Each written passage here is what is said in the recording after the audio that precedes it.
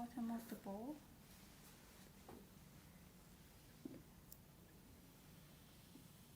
So you can just keep turning the bending wheel and move your brush all the way.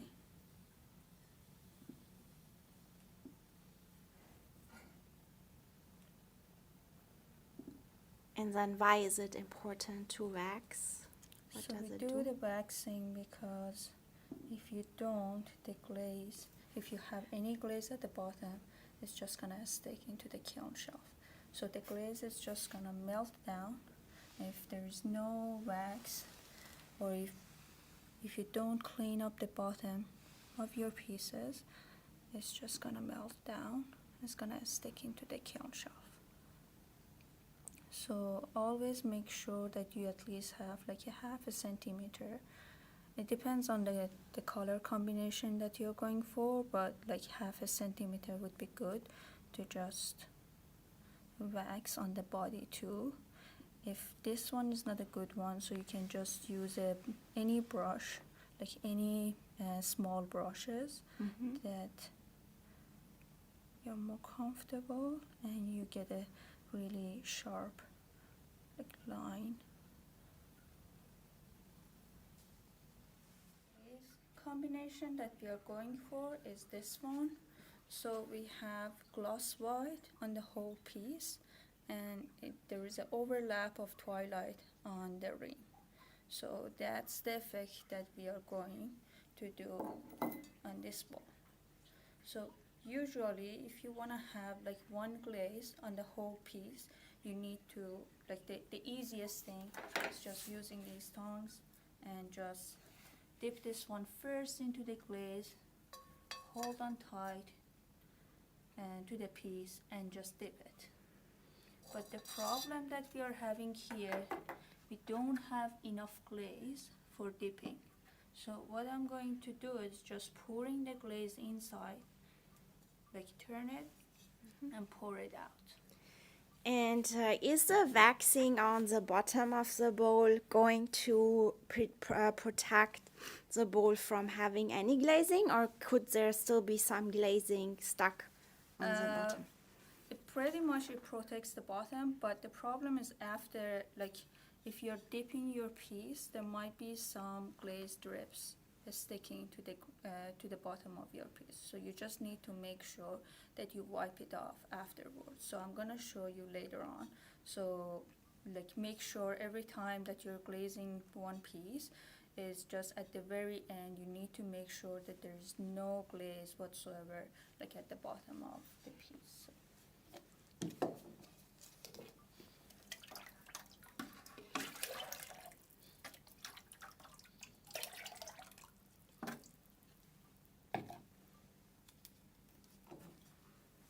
I'm just gonna pour the glaze inside.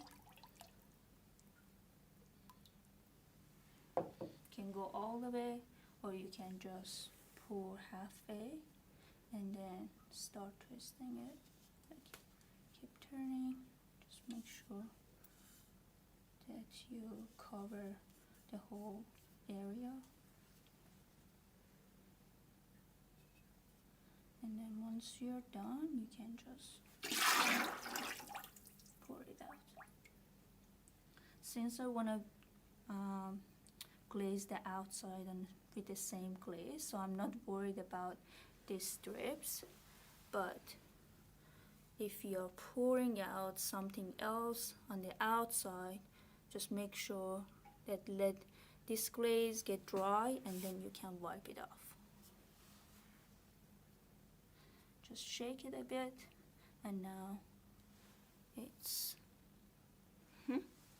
covered. If you want to pour out the same glaze or a different glaze on the outside and you don't have enough glaze in the bucket, so you can just pour the glaze on the outside. But like you can have anything to prop your piece. You can just place 2 pieces of wood, like wooden stick, on top of your bucket, any container that you're going to pour the glaze in. Just place something prop your piece so the rim is not sticking to the wooden stick, so that there is a gap. So as I'm pouring the glaze, so it's not gonna stick to the wooden stick here, right? This is my glaze. I'm just gonna keep pouring it.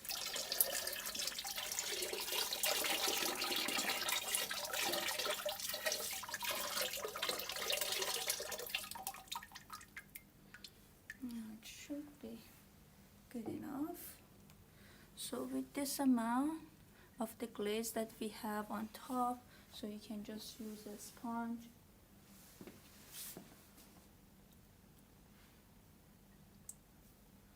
and just remove that.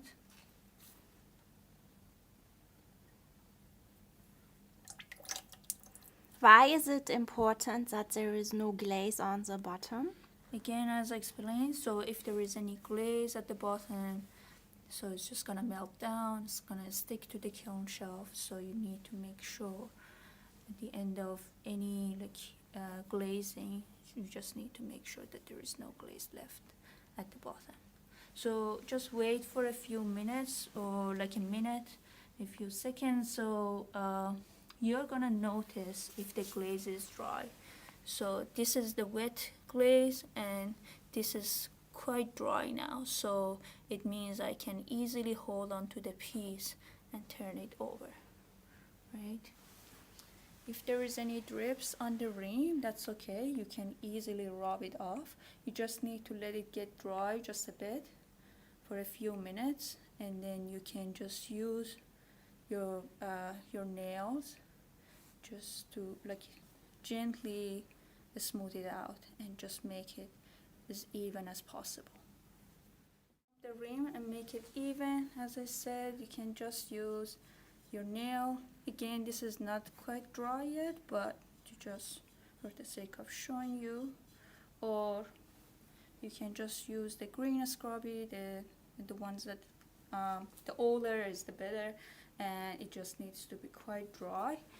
And if you're doing such a thing, just make sure that you're wearing a mask. I'm not gonna do it, but I can just like show you, and you can just gently go over any drips that's unwanted and just make it as even as you wish.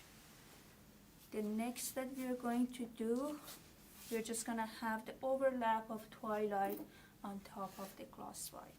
So I already have the gloss white on the whole piece, so I'm just gonna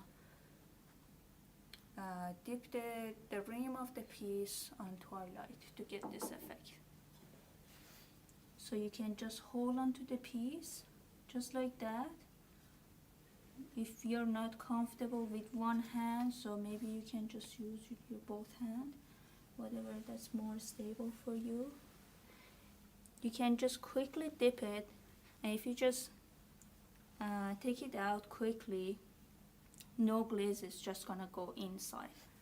But if you're planning to get an effect like that, you can just turn your piece as you're glazing. So just hold the piece inside, just turn it a bit, and then take it off.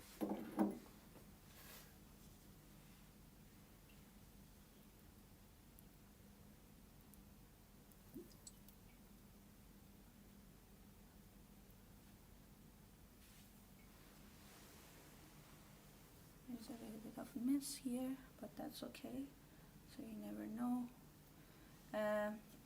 The glaze is just gonna do its job, and it's just gonna give you this effect. This effect that you're getting from the overlap of two glazes, you can use this lip trailer, and you can find it in any pottery supply store like Green Barn or Totally Ceramic. Just take off the nozzle out. Just pour some, you don't need that much.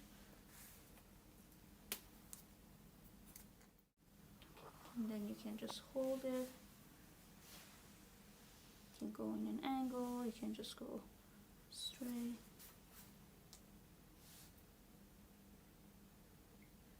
And basically maybe you can just place it on a banding wheel if you have one at home. just keep going.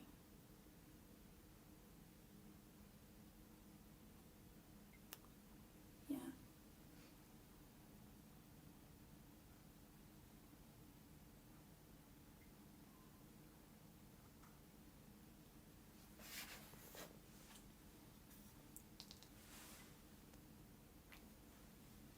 You can do the same thing inside if you wish.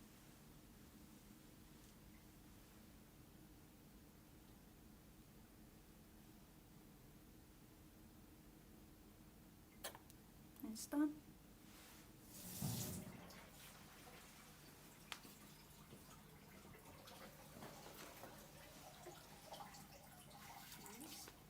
Which is made of red clay body M390, it's called. Decided to go with this glaze, which is the overlap of oatmeal, and we have celadon glaze on top. It's quite shallow. I've decided to dip the piece on the glaze that we have. So I'm just gonna use these tongs, dip it in the glaze, and just hold in the area that I'm comfortable with. I'm just gonna dip it into the bucket and hold it for 3 seconds.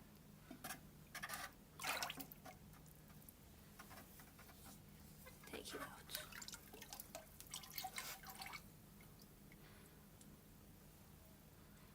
So you can see the area that I have wax at the bottom.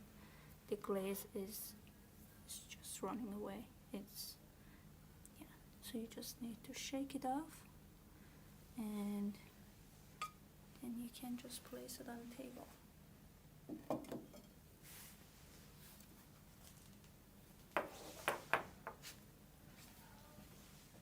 These spots that there is no glaze on them, don't worry.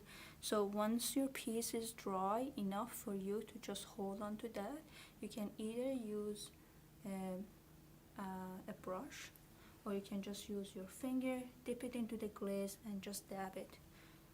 Don't like brush it on, so you just dab it. So I'm just gonna use the brush once. Just make sure it has enough glaze. Just dab it into the area. I'm not brushing again, I'm just dabbing it. What happens if you brush? So one area is just gonna have more glaze, and the rest, as you're brushing, it's just gonna have less. So some of the glazes are forgiving, so it doesn't matter that much for some of the glazes, but some of them it shows the difference in consistency of the glaze. So for this area, I'm just gonna use my finger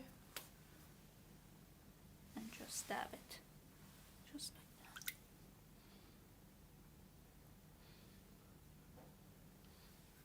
that. Again, if there is any rough area, you're kind of worried that any drips is just gonna show off. Once it's dry, so you can just use your nail and rub it off like that, make it nice and smooth, or you can use the green scrubby and smooth it out. So this is the first glaze, which is celadon underneath. Then I'm going to dip the rim on a spearmint, Which is this one. yes. It's celadon, and that's the effect, overlap of celadon on top of oatmeal. So again, I'm just gonna do the same technique. I'm just gonna dip the rim of this piece inside the celadon. I'm just gonna hold onto the piece really tightly. Just dip it and take it off. Just make sure that you're shaking it well, so there's not gonna be any drips of glaze if you don't want it. And then that's it.